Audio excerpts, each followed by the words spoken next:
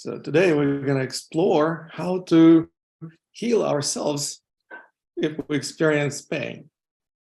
And of course, we can look at chronic pain versus acute pain. There are different approaches. And these are not black and white definitions. You have either acute condition or a chronic condition. It's a gamut, it's a spectrum, so to speak. Now, before we go into exploring pain, I want to give a disclaimer, because obviously this is not a medical institution doing the event. It's the Academy of Qidao doing the event.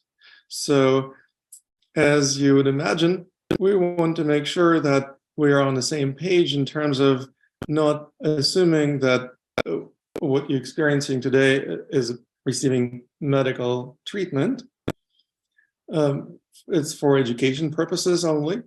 We may offer some health or fitness or other information, but this information is intended for information and education purposes, not for treating or diagnosing diseases. Neither myself nor any one of you can make representations as to the safety of the activities that we're going to be engaging today. And by participating in this clinic, I would like you to assume the responsibility for your experiences and your well-being, and agree to hold me harmless of any concerns that you may have in regard to your health, because this is not intended to be providing medical advice. Now, one of the things that I would love to introduce today is the general idea of how pain affects our body, because it certainly does, doesn't it? How does pain affect our bodies and our quality of life? There is no reason to hide this fact that most of us experience pain to certain degrees at different times in our lives. Some of us experience it on a more chronic basis. Some of us experience pain when we just get injured or hurt. Our relationships and other interactions with other people also may be affected by our feeling of pain. So it's pretty reasonable to accept the fact that we would improve the quality of our relationships if we were not in pain as much as we may be. Now, no matter whether you experience pain today or you experienced it in the past, you probably tried doing something about it. It would probably be fair to say that you tried more than one approach, and some approaches worked better than others. But some approaches that worked really well might have also provided some disservice. Now, that may sound strange. How can pain management provide disservice? Let me put it this way. The most popular reason why people seek medical attention in modern societies is because they're feeling pain. And what do they get when they seek medical attention? They get a lot of medical part, not so much attention part. In other words, they get mostly drugs for pain killing. Pain killing drugs is the number one approach that Western medicine has to offer when somebody complains about pain. And what do painkillers do? They kill the messenger. They literally disconnect your central nervous system from the experience of what your body has to say. In other words, whenever we experience any degree of pain or discomfort in the body, we don't disconnect from the body and feel nothing. We want to learn how to experience our lives fully. And if we want to experience our lives fully, what do we need to do? We actually may need to experience some degree of discomfort and pain if we have ways to deal with it, if we have ways to manage our discomfort. If we don't have ways to manage our discomfort, then of course we will be most likely running to a doctor and asking for painkillers, or they will be prescribing painkillers to us. And what do painkillers do? They literally break the communication feedback mechanism. The body, when it's in pain, is trying to send a signal to the central nervous system. Hey, pay attention here. Something is not working properly. Something is blocked or afflicted or injured. Well, imagine, for example, you are skiing and you experience pain. Should you stop skiing because you're in pain? Possibly, because if you don't, you may actually get injured or severely hurt. If you are a skier, you know that sometimes you ski through pain, but that often also leads to some negative effects. And it applies not only to this particular type of sport, but any kind of activity. If you're disregarding pain, basically trying to block its awareness, not through painkillers, but just by simply diverting your attention from it, it's actually doing the opposite of what the body is asking for. The body is sending the signal, hey, pay attention here. And if you don't pay attention, instead you're diverting the attention elsewhere, you're doing the opposite of what the body was requesting. Now, it's not often pleasant to pay attention to pain. So I want to make a pretty clear statement that not everything that we are going to be exploring in our clinic is going to be a pleasant experience. But it may also give you a way to overcome some of the root causes of pain. It's always much more effective to work with the root causes of issues such as pain, as opposed to just try to mask the symptoms, if you know what I mean. Now, how would we possibly discover the root causes of pain? For example, you may feel stomachache. You don't know if it's just indigestion, or you have an ulcer, or you have a issue with the gallbladder, or you have some other condition that you may not even know what it's called. So how do we find out what the root cause of pain is? There is no way to find it out if we don't pay attention to it. So the number one step is to actually learn how to pay attention to pain, but potentially experience some degree of filtering. In other words, how much pain to experience when you pay attention to it is actually subject to change. How would you change that? You can literally use the mental filter of how much pain you allow to filter through, even though you're focusing on it. It's like looking at the bright light with dark shades on, with sunglasses on.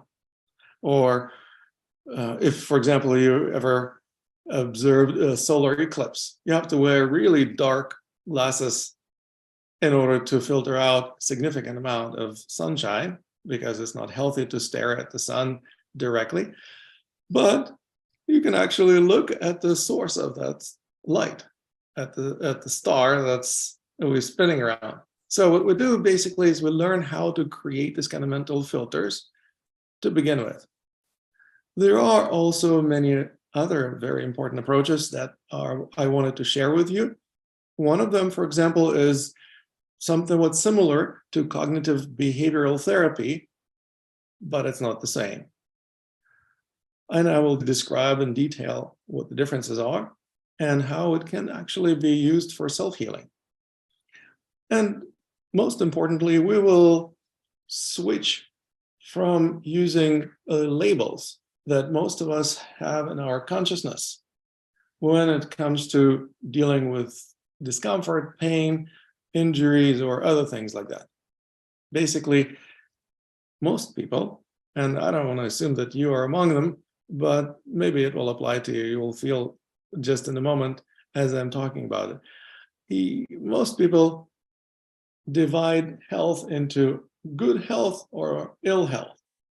So you're either in good health, in other words, you're healthy, or you're ill, and that's bad. Well, this dualistic black and white way of looking at health is actually never correct. I've never met 100% healthy person in my life, nor have I met a lot of people who were completely deathly ill or at the opposite end of the scale. Most people I meet are those who are somewhat healthy, somewhat not so healthy. In other words, it's a gray scale. It's not black and white. What does that mean? It means that we need to stop using those labels, such as good health or bad health. Once we stop using these labels, we have to use something different instead, because otherwise we have a hard time even talking about the subject matter. What do I suggest? Well, I suggest basically developing a new vocabulary that would give us a much more precise awareness of how well we're feeling, and also immediately remind us that it is on the sliding scale, not just flipping a switch, either good health or bad health. Why do we want to do that? It's because this black and white perception of reality is the main cause of human suffering. And I would like you to experience less suffering. I hope you don't mind that. And one of the best ways to eliminate human suffering, literally nip it in the bud, is to actually change the way that we think about labels.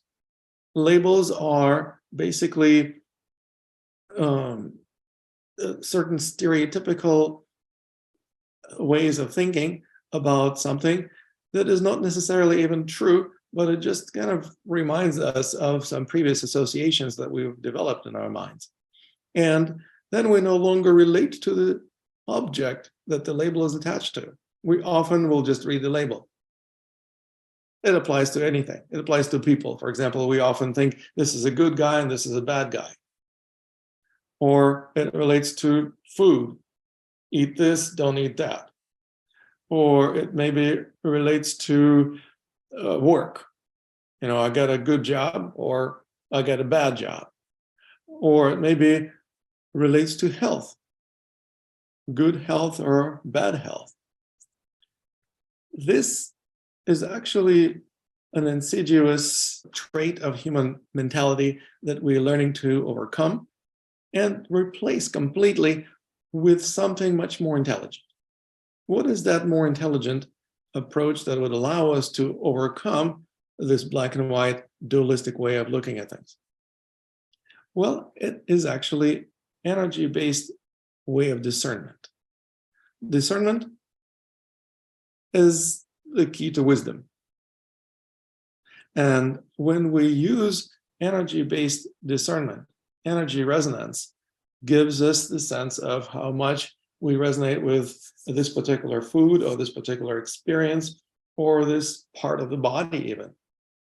And if we focus on that which we resonate with, we experience more flow. And when we experience less flow, that's usually when we focus on things we don't resonate with so much. But this is not black and white. It's just different degrees of resonance, just like, again, on the sliding scale. And this is actually really important. We hardly ever experience perfect resonance, and we never experience zero resonance, because everything that we encounter, we must have resonated with enough to even cross paths with. So we basically deal with a lot of kind of gray areas that we learn to develop a greater sense of precision, discernment, and ability to choose according to how much we resonate with something. Why am I talking about this? It's because I brought up cognitive behavioral therapy. And in the context of that particular approach to pain management, therapists or doctors usually talk about, you realize that negative thoughts or negative emotions, negative experiences cause you stress, and stress makes you more tense, and it causes you chronic pain, or sometimes acute pain. And so Basically, what they say is that you need to get rid of negative ways of thinking, negative emotions, negative attitudes, and replace them with something positive. Do some positive affirmations, think good thoughts, practice gratitude. I don't want to say that it's not workable, but it's definitely based on the rather dysfunctional black and white way of looking at things. And so instead of that, we want to actually look at everything, including ourselves, as energy experiences. We are energy beings, and all our events in our lives are essentially energy processes. So we learn how to relate to everything energetically, and that's what gives us the ability to actually use energy-based discernment. So if I feel, for example, that I have some pain somewhere in my body, let's say the proverbial pain in the neck, what is going on? Well, should I just disconnect from this part of my body and pretend like I don't have any neck pain? That's not going to cause any healing, right? And the only thing that's going to do is basically get me stuck in the head. Because when I disconnect from the neck, well, by default, I disconnect from the rest of the body, and most people get stuck in the head in that case. I don't want to get stuck in the head. I would love to use my entire body and experience life more fully. So instead of disconnecting from this part of my body that hurts, the neck, I actually would want to connect with it more thoroughly and pay greater attention to it. But that is going to give me experience of dissonance because something is not working there. And basically, we have to actually learn how to transform dissonance into resonance. How do we do that? Well, there are several ways. One of the ways is to try to change the experience that we're focusing attention on so that it would resonate with us better. Sometimes it's possible, sometimes it's not easy. When it's not easy, when we don't know what is the cause of this dissonance. In other words, if we don't know why we have pain in the neck, it's hard to change the condition. How would we find out what the cause is? Well, we can simply look at ourselves kind of from bird's eye point of view, or I like the term fly on a wall. What is it that I'm doing that may be causing me neck pain? Of course, everybody would likely point the finger at somebody else. Oh, that person has a pain in my neck. That is certainly a popular way of dealing with it, but it is not the most functional way. If it were functional, then people wouldn't be suffering from this neck pain again. Now, what do we do instead? We learn how to connect with that part of the body and listen to what it has to say. You see, the body is not stupid. The body isn't just trying to cause us discomfort and harm. It's trying to communicate something. When it says, pay attention here, something is not working properly, or something is blocked, or something is afflicted in some other way.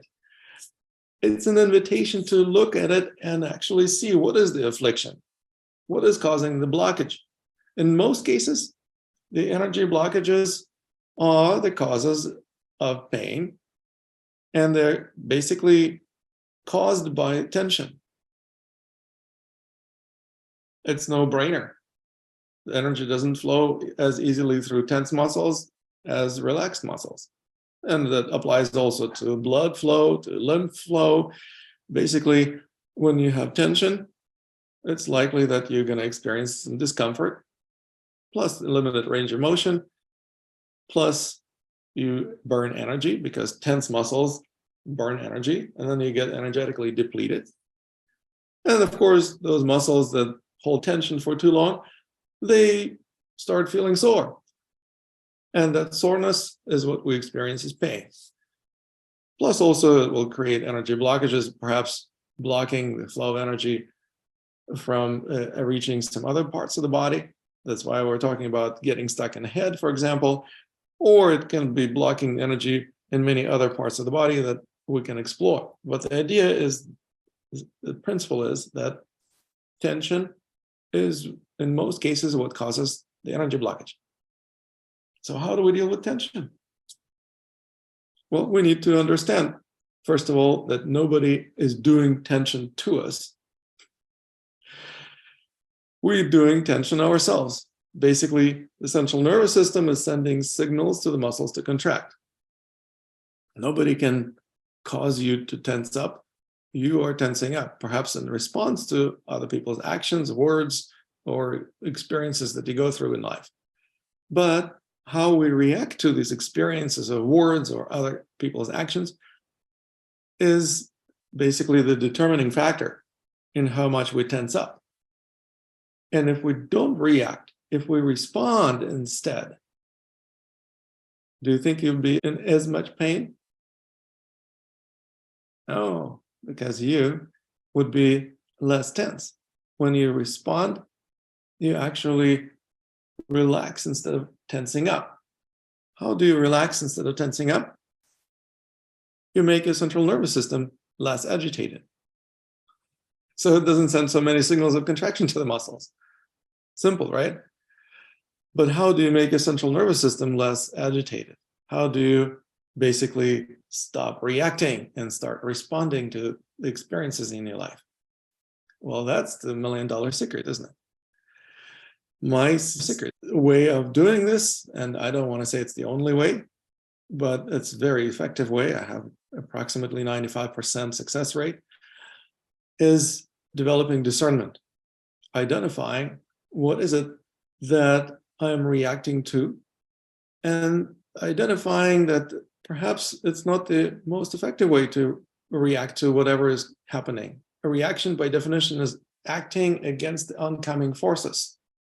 Action means you're pushing back or you're resisting emotionally, or if somebody says, this is a good thing, you say, no, this is a bad thing, or vice versa. How often do we actually have this kind of interactions? And it doesn't even have to be with other people, it can be with ourselves. How often do we feel like, oh, this thing that I thought was good actually turned out to be crappy? Or vice versa. Something that I was thinking that this was bad actually turned out to be not so bad. Now, what does it mean? Well, among other things, it means that labels don't work. What was supposed to be good turned out to be bad. In other words, the label actually wasn't providing the true information, or using the popular expression, the map did not match the territory. How often does it happen? Every day. Every day we experience mislabeled information, or basically we realize that our perception of things is not perfect. We misperceive things because we project our ideas on them, or we just simply assume that our labeling is correct, and it almost always isn't. And it also means another thing, that there's no social agreement about labels. Why else would somebody think that this is a good thing and another person would think it's a bad thing? Because people don't agree about labels. Well, if there is no agreement, we can't use them. There is also no perpetuity to labels. In other words, they don't hold true. Even if something was good yesterday, it may not turn out to be so good today or tomorrow. Things change. It's the most constant thing in the universe. And so what we actually have to do is we have to stop labeling things, including our own health, including our own pain. So what do we do then? We become curious. Curiosity replaces judgment. Instead of feeling like, wow, I'm feeling pain and this is just really screwed up and I'm suffering, basically start getting curious. I wonder what's causing it. How long have I been feeling it exactly? Which part of my body is it exactly that I'm feeling this pain in? I wonder what the cause and effect connections are between my actions or my thoughts and this experience that I'm having. Ignorance of the law of karma is one of the most insidious sources of suffering in human life. How do we overcome ignorance of the law of karma, the law of cause and effect? By connecting the dots. In other words, we start identifying what the dots are that connect cause and effect. That's how we identify the root causes of our own ill health, including painful experiences. What's going to happen when you identify the root causes? Being curious, being open-minded, and not labeling things as good, bad, pleasant, unpleasant, you basically start experimenting with yourself. And when you experiment with yourself, you're guaranteed to get to learn about yourself a great deal more. And learning about yourself brings about self-knowledge. And self-knowledge is the golden key that unlocks the door to self-mastery. And self-healing, of course, is one of the attributes of self-mastery. If you have self-mastery over yourself, over your health, over your destiny, you can also heal yourself a lot easier. How do I know that? Because I've experienced it many, many times in my life. Obviously, I can't claim that I have 100% self-mastery. It would be preposterous, and I'm not delusional. There's always room for improvement. But I've been very actively pursuing this particular path of self-mastery. And I understand how there are certain milestones along this path. And one of these milestones is the development of self-knowledge that is gained through paying attention to oneself and learning about the cause and effect connections. Now imagine that you have that degree of self-knowledge. Would you be more likely to heal yourself, or would you be still running to doctors and asking them to fix you? Doctors or therapists or physical therapists, you name it. That's a rhetorical question, right? How do we gain self-knowledge? Through observation. We basically have to focus a great deal more attention on ourselves. And as we experience some discomfort or pain, instead of just putting a label, this is bad, we become curious. Interesting, on the scale, where does that fall? How does it relate to how I felt yesterday? Or how does it relate to the way I feel, for example, on the other side of my body? If, let's say, one shoulder hurts, well, how does it compare to the other shoulder? What's the difference between the range of motion of the shoulders? Are there any particular muscles that are actually sore? We were talking about the neck. Well, the same applies to the neck. One side of the neck may feel different from the other side. What's the difference? Can I turn my head equally well in one direction versus another, or tilt it sideways, or move it back and forth, or better yet, move in a circular manner? What happens when I do this? I actually experience something. Maybe I will experience even more discomfort. Well, that is going to trigger another really important key, or I use the term milestone. What's another milestone leading to mastery? Mindfulness. In particular, mindfulness as to the edges of the comfort zone, because beyond the edges of the comfort zone, by definition, is discomfort and pain. If we push ourselves over the edges, it's often our own doing. Of course, we can point fingers at somebody else and say, they caused me this discomfort or they pushed me over the edge. But I don't want to say that it never happens. But in most cases, we push ourselves unwittingly beyond the edges of our own comfort zone. And there are plenty of personal development gurus and teachers who say that we should push ourselves beyond the edges of our comfort zone because that's how we achieve our dreams. Even if it is a relatively simple dream of health and happiness. Well, simple, not always easy to achieve, right? Why is not? Because when you push yourself beyond the edge of the comfort zone, trying to get to the place where you dream of being, you're most likely going to experience discomfort. because as soon as you step across the threshold of your comfort zone, discomfort starts feeling more and more prominent. You basically will be most likely giving yourself grief or causing yourself pain. What do we do?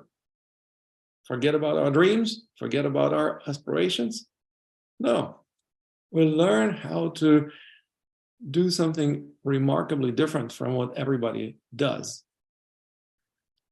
If you want to get the same results everyone else gets, you just simply do the same thing everyone else does, and you'll get the same results. If you want to get better results, well, you got to do something differently. You basically need to experiment or explore or find some other ways.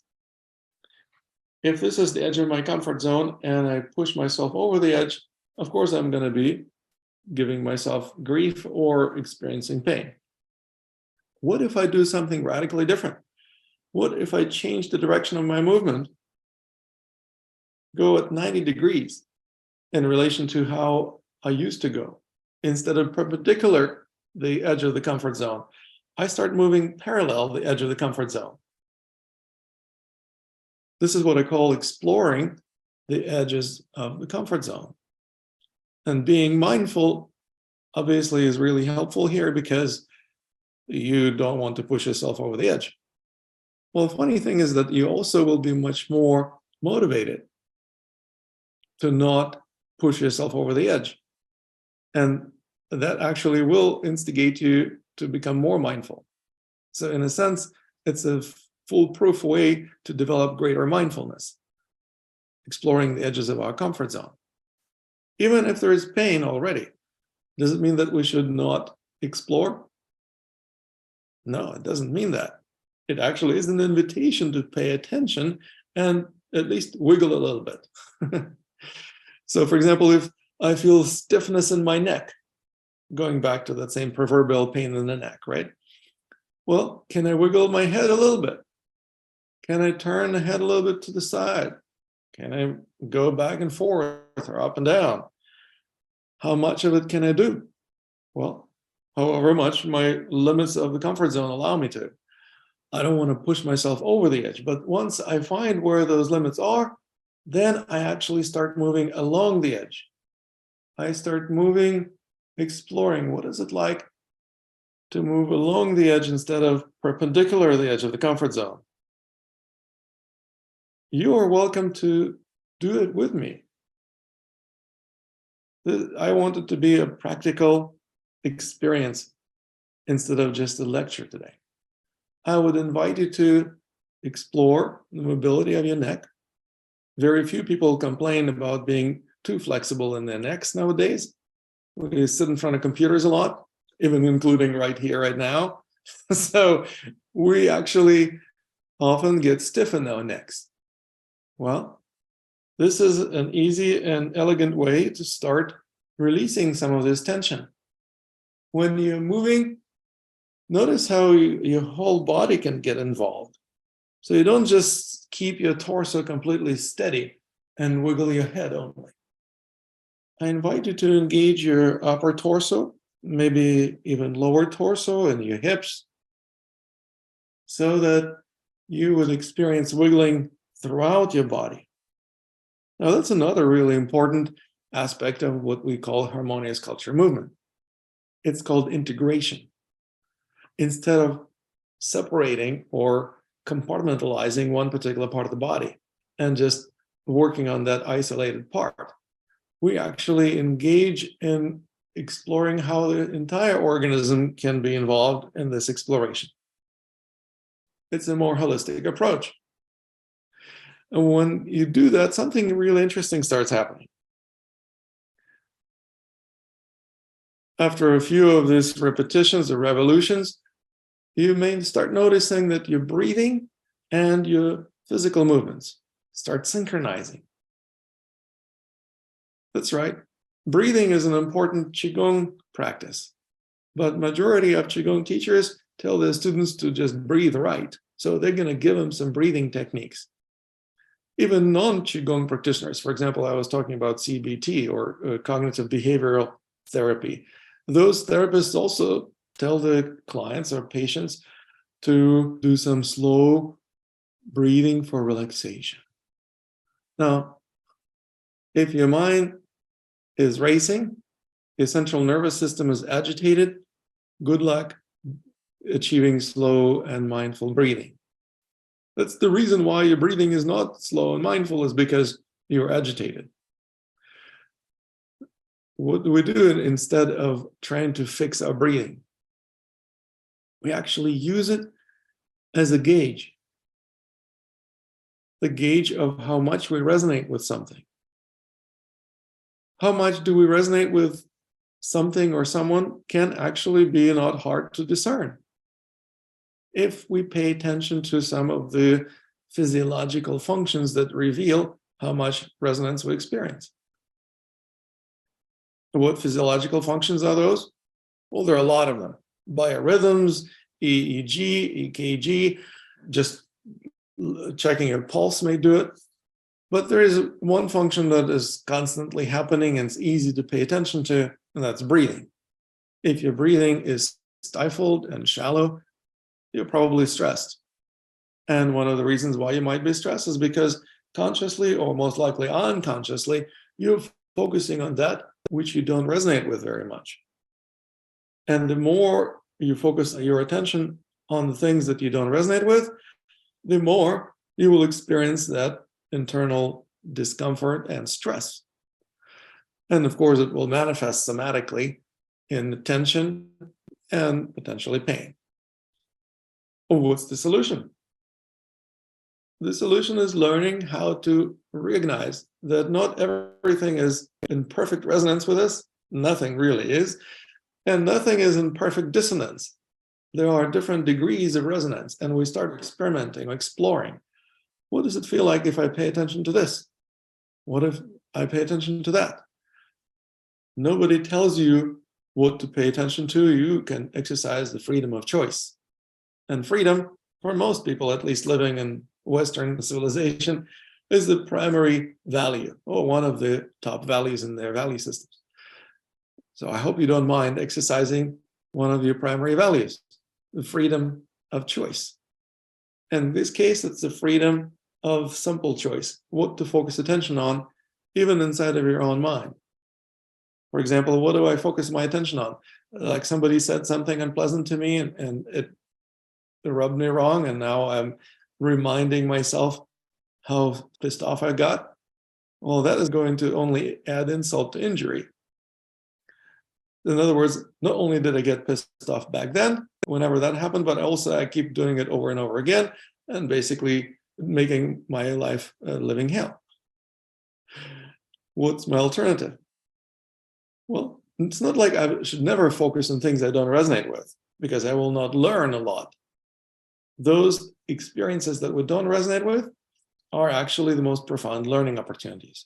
So we learn how to pay attention to them for as long as we need to in order to learn, but we need to turn our mind or put the learning hat on, switch into the learning state of consciousness.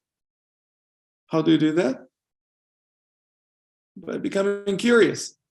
If you're curious, you are guaranteed to learn more as compared to not being curious. Simple, right? Everything that I teach and practice is actually extremely simple, not always easy, but quite simple. How do you become curious? Well, you actually need to value that which you are about to discover. You may not even know what it is that you're going to discover, but you have a mental attitude of valuing that which you're going to discover. That's what makes you curious. If you don't value your discoveries, the curiosity is going to go out the window very quickly. And without curiosity, you're not going to be able to pay sustained attention. Well, that's one of the definitions of mindfulness, right? The ability to pay sustained attention. That's not all we do about mindfulness. We also learn how to move along the edges of the comfort zone and explore where those edges are. Again, being curious. I wonder how my movement might go if I change, for example, the direction of movement. Or if instead of moving my head first, what if I move my shoulders first? Or what if I let my breathing engage in the movement and lead the movement, something amazing is going to happen. Your physiological function of breathing will synchronize with your physical actions of movement. Well, what do you think that's going to do for you? It's going to create entrainment. Basically, when physical actions and physiological functions work together instead of resisting or contradicting each other, you experience greater sense of wellness and well-being all of a sudden. Instead of breathing and movements contradicting or canceling each other out or making each other more difficult, they actually make each other easier. When it becomes easier to breathe, do you experience greater sense of relaxation in your body? Of course. Why? Because the ease of breathing means the central nervous system doesn't have to send so many signals of contraction to your breathing muscle, your diaphragm, and other muscles involved in breathing. That means the central nervous system becomes less agitated. And we know that less agitated central nervous system will send fewer signals of contraction, not only to the breathing muscles, but to other muscles in your body. In other words, you experience a relaxation response. Damn, it was a long circle to complete this entire methodology that I just shared with you. I don't want to say this is entire methodology of my healing modality of self-healing that I pioneered about 20 years ago, called pain body healing. If you ever heard of the books such as A New Earth or The Power of Now by Eckhart Tolle, have you heard of Eckhart Tolle? The guy who talks about presence, being in the now? Well, he popularized this term, pain body. Kudos to him for that. I don't know him. I know his wife, Kim Eng. I interviewed her on my show because she's a Qigong teacher. But when I asked Eckhart about pain body and how to heal it, he actually said, well, just be present. And this actually is a little bit too simplistic. As a matter of fact, way too simplistic. If it was that simple, then everybody who's present would not experience any pain body. And we know that's not true, especially if you know Eckhart himself. He's a pretty crooked guy, misaligned in many ways throughout his body. And why? Because there is a lot of tension. Why would a person be riddled with tension? Because they have pain body. If it was that easy to mitigate the pain body by just being present, that would be reflected in that person's physique. And in order to achieve that relaxation, alignment, and release of pain body, I basically developed a whole new methodology or modality of healing. I called it pain body healing. And it actually addresses both psychological, somatic, and energetic components of health. So one of the things that we do is we learn how to heal ourselves. Why? In most modalities of healing, we go to healers who are supposed to fix us or heal us somehow. Unfortunately, that doesn't always work. And the reason why is really simple. Most of us heal when and to the degree that we are ready to heal. Let me repeat this again. Most of us heal when and to the degree that we are ready to experience healing. And often we are not ready. For whatever reasons, there may be a number of reasons. These reasons boil down to unconscious strategies for struggling against the flow of life. Oh, now it's really big terminology, right? It's actually really true. Most of us have unconscious strategies for struggling against the flow of things. Sounds like a stupid idea. Who would want to have a strategy for struggling against the flow? We all want to be in the flow, right? Well, unfortunately, these are unconscious strategies. And we often experience some degree of indoctrination, or as I often refer to as domestication, often at such a young age that we did not even think whether or not we want to acquire these strategies. They just got downloaded into our consciousness from our parents or grandparents or other aspects of our bringing, education, religion, and society, and other influencers. And what happened? We basically live our lives stuck, following these unconscious strategies that are not working. Well, they're working in terms of fighting against the flow, but they're not making our lives any easier. In fact, they're making our lives more and more miserable. And the more we're stuck in these particular strategies that we identify with, that's right, the sense of identity, who we think we are, is often wrapped around our dysfunctional strategies. And so it goes way beyond cognitive behavioral therapy, it goes way beyond coaching, as you can imagine. You literally have to unravel and recreate a new sense of identity. And when you discover that you can be a person who is pain-free because you are not engaging in struggle against the flow of things, against the flow of life force in your body and the flow of things in your life, then all of a sudden, or very quickly, you experience healing.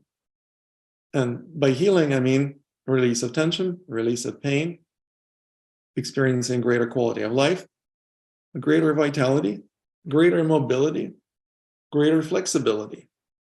Why do you experience greater mobility and flexibility? Because you're less tense. Why are you less tense? Because the central nervous system is not agitated, because you're not in a state of constant stress. Why are you not in stress? Because you're not reacting to life, you're responding to it. So you see, everything that we've covered already dovetails perfectly. We learn how to become more responsive instead of reactive, so that we would become more relaxed on the inside, and then that means that we would become more relaxed on the outside. It's a hermetic principle, as within, so as without. What we learn is how to develop the skill of actually transitioning from the habits of reactivity towards the habits of responsiveness, and then integrating it into our daily lives, and then developing the new sense of identity that would be integrating these new skills and these new habits. And when you bring new habits into your life on a consistent basis, they become your new character, or new identity, if you will. And by forging a new character, you're creating a new destiny. Who wouldn't want that, right? So if you guys are interested in creating a new destiny by using simple and elegant approaches that I already shared with you today, I would love to work with you. If you're the right person for me to work with, which of course we'll have to find out, I would like to offer you an opportunity to experience a complimentary session one-on-one, either with myself or with one of my apprentices. As a matter of fact, Marcia, thank you very much for being here today. Marcia is one of my favorite apprentices, and she is extremely well versed in many of the aspects of our practices. So you're welcome to either email me or email Marcia. You receive my emails, obviously you know how to send email back to me. I received quite a few emails even just since I sent the announcement about today's meeting yesterday. And Marcia is putting something in the chat, right, Marcia? You raised your hand. I only have so much talent. I can't type and unmute at the same time. Bear with me here. While Marcia is typing her email address, you know mine. It's lama@tantrapa.org.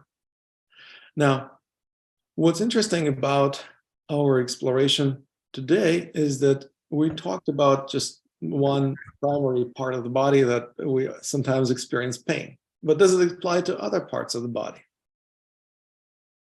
Neck is not the only part of the body where pain is possible and likely. Why did I use pain in the neck as an example?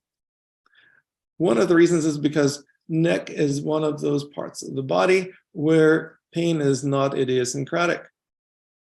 What does it mean? It means no matter which holding pattern in your body you have, and as long as you have a personality, you probably have a holding pattern in your body, or two, or three. Whatever holding pattern you have, your neck is going to be affected. Whether you're holding down and your neck is kind of stooped over and hunched, or you're holding up and you're extending your neck, or you're holding out and your neck is crooked sideways, or you're holding forth and your neck is sticking your head out forward, or holding back and kind of sucking the head in. Either way, and these are not all holding patterns, of course, there are others, but the idea is that the neck is going to suffer. So it's actually kind of convenient, because when we communicate using Zoom, or I prefer Skype for private sessions, we see each other's heads and upper torsos. Obviously, necks are visible. That's perfect, because we can actually see what's going on with the whole body by just looking at how the head is sitting on the neck and shoulders. That's right. Once you train your eye to be able to tell what's going on with a person's body, even if you don't see the whole body, you can just tell, oh, this person is holding up because the head is like this. And you can tell, for example, that they have tension in their lower back, and they have tension in the hip flexors, they have tension in their quads, and of course they have tension in the neck, and so on. And it corresponds to certain states of consciousness. Well, what state of consciousness do you think I should be if I'm holding myself this way? Well, that's going to be your koan, the Zen-like question that perhaps you'll have to figure out on your own. I wanted to just reflect a little bit on some of the things you've already shared, if I can do that. Please. We were talking about pain and its origin, and I had this thought that, and Lama alluded to this, that pain is not just something that we experience in our body, but we could also describe the way we think our ways through life. Some of that thinking process could be described as painful. When a person is in an agitated, manic state, they're not thinking well. And so, careful with the labeling, but it can be painful to watch somebody who is struggling in their thought processes. And if you've ever been there where your own thought processes were erratic and not producing a desired result, you can recognize that that is a correlation to pain. So that makes me also think of that state of becoming aware, like really taking the time to notice what's happening inside of my body proper and my mind proper, and am I using it in a way that is to my own best advantage? Or am I, and here's another term that I saw, am I tolerating the tensions of life? And what Lama was talking about, of there's a habitual way that we respond to things. If you get to the place of tolerance of pain, there is actually a terminology for that, or research that shows, like if you put your fingernail in the back of your hand really hard, at first it hurts, but if you leave it there for a long period of time, your brain just says, okay, that's there, turn it off. It's not that the source went away, but your brain starts to tolerate what's there and you quit noticing it. So that happens as we flow through life as well. There are these painful circumstances and situations that catch our thoughts. And at first they're irritating, and then they start to habituate, and we just accept them as that's the way it is. And we don't look for, how can I relieve that? When you look out at somebody and you notice and I certainly have discovered this about myself in the years, that they're shallow breather. Like, what is that tension up here? That can easily be a reflection of that habituated reaction to something undesired. We'll call that pain, okay? Either in the thought mechanism or in the body mechanism. you can actually see that the body is reflecting back at you the habitual patterns that we have. Lama's talking about holding patterns, and then recognize, oh, I didn't even know I was doing that, because it has habituated. We have just accepted that's the way that stimulus is going to be, as opposed to beginning that phase of being curious and exploring what's going on that my breathing is so shallow, or what's going on that my shoulder seems to always be stiff, or my neck not very limber. Like, we just kind of tolerate that stuff. When he talked about exploring the edge of your comfort zone, I had this thought. Exploring implies taking control of a process. And I would assume that if I'm exploring the edge of something that I think might be painful, I will explore gently. I will explore slowly, so I have some control over the reaction. I think what happens often in life, though, is yes, we do have a comfort zone, or the edge of our ability to function without excessive stress, right, and tension. And what happens is we just blast through it.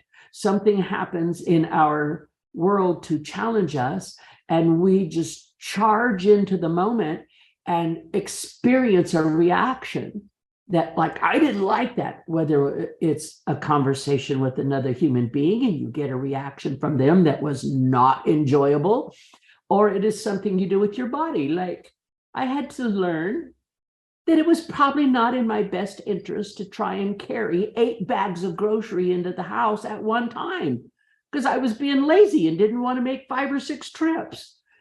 That sudden, attempt to try and carry what was probably 100 pounds caused a reaction in my body that it might have even taken days for the muscles to say, okay, this is how we're going to deal with that. Okay. Tension set in, and it set in days later. So noticing that our comfort zone is something that's always there, you refer to it as your threshold of tolerance or your comfort zone, and that we can approach it consciously, slowly, and intentionally. Or what often happens is we step over it unconsciously, and then suffer this interesting reaction that the body will build a memory about your having done that, and it becomes a part of that automatic survival mechanism that says, don't do that again. So if you notice in your life, you have these places that you get stopped. I'm suggesting that at some point in your life, you blasted through a comfort zone in that moment, and your brain put up a barrier that said, don't do that. And it becomes a habit of limiting the way we use our life, our body, to prevent the experience of pain on any level. Right? And then we look up one day and our lives are very stiff and limited, and we wonder why we don't have that definition of I feel healthy going on. Back to the final suggestion of become curious and begin to explore, what am I really doing with my thoughts and my body? As I consciously explore that, then I can see consciously what is the source of this resistance and discomfort. And I can then put attention to it consciously, as opposed to inadvertently, right? And have some power in the process of healing. And I'll share my own personal experience. I made a commitment a year ago that health was going to become my primary focus. And the universe said, okay, deal with this. Over and over and over again, my exploration has brought attention to things in my body, things in my mind that really did. They had lived in that world of being habituated to the point I was ignoring them. And when I said, I'm going to pay attention, they jumped right up and said, pay attention to this. A part of me says, why did I do that? Another part of me says, you're lucky you did it when you did. So I'm encouraging everybody to take on this exercise of being particularly mindful to your own well-being by finding that gauge of where are you in it, and being curious and observant and exploring and finding those places where your habits have gone unconscious so that you can bring it back to the conscious level and be mindful of your power to create your own health. You've got it, so might as well use it. Okay, that's me. I'm done. That was beautifully said. And I appreciate you sharing some of your personal experience with it as well, because I think you are an excellent manifestation of exactly this process. I think today's lecture was wonderful. And because it just flowed so nicely, I'm going to make the commitment to turn it into an ebook for everyone. It'll take a short period of time to do that, but I'm going to ask you all to be patient and look for an announcement in your emails that this session has been turned into an ebook. It may come to you free. It may be a really low level offer, like less than $5, something like that. Depends on, how we connect it. But thank you for being a part of it, because your good listening gave a space for a good lecture to show up in. So thank you, and keep your eye out. Brilliant idea, Marcia, as always. And I've introduced different aspects of pain body healing on many other occasions. So perhaps we can combine several of those presentations into a nice compendium. Yeah, this is a fantastic thing.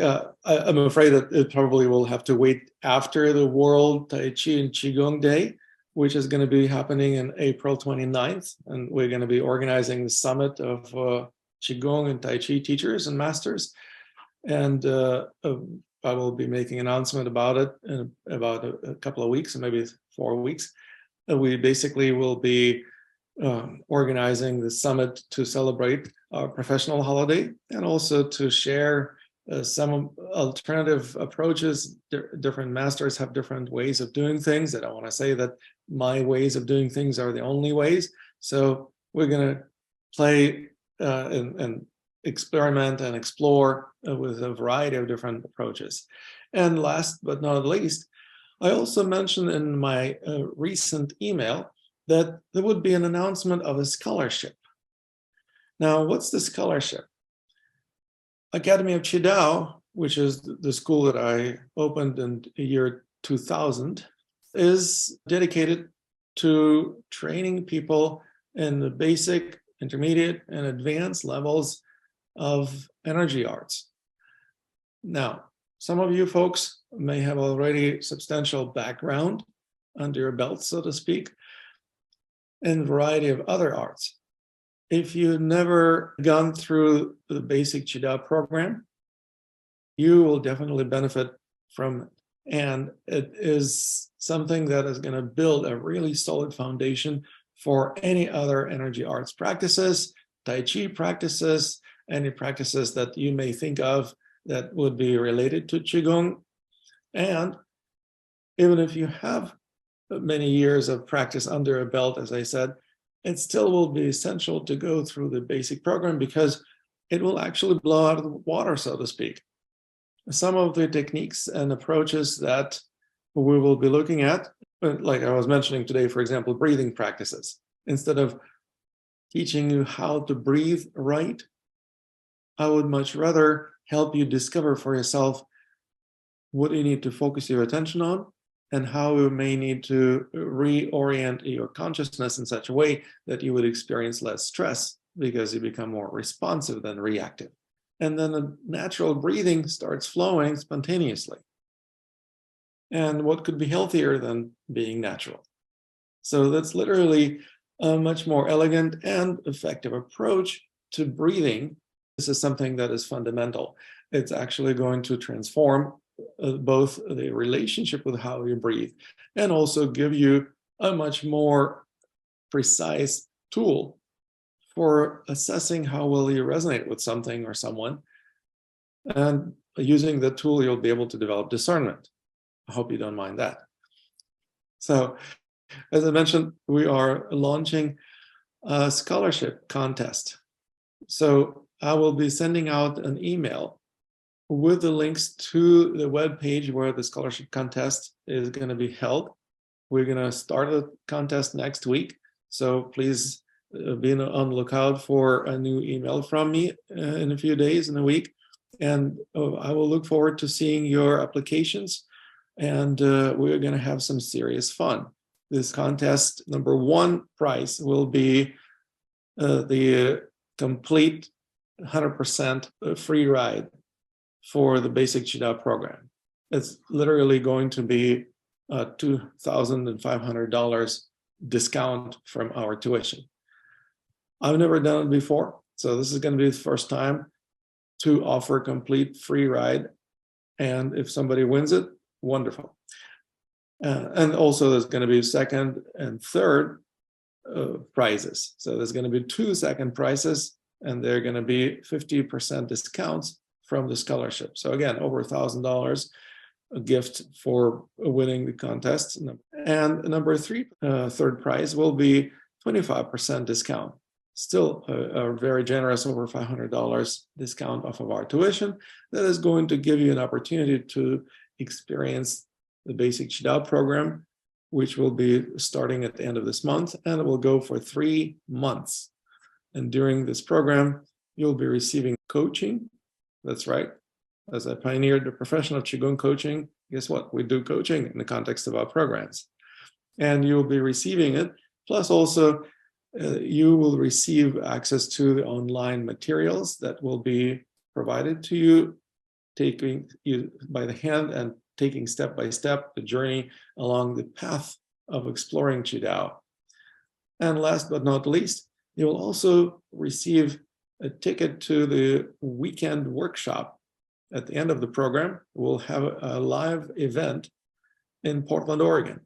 So I basically consider that this is the most important part of the program, even though it's only 2 days, but it's as important or even more important than the 3 previous months of the program. And you will receive a certificate as a basic Qidao practitioner. So not only will you be able to learn this for your own benefits, but you also will be certified to offer the basic Qidao practices and principles to other people in your community or people you care about, or perhaps your students. So this is something that I would certainly encourage you to do. I will look forward to seeing in our next Qigong coaching clinic in a couple of weeks. Until then, namaste.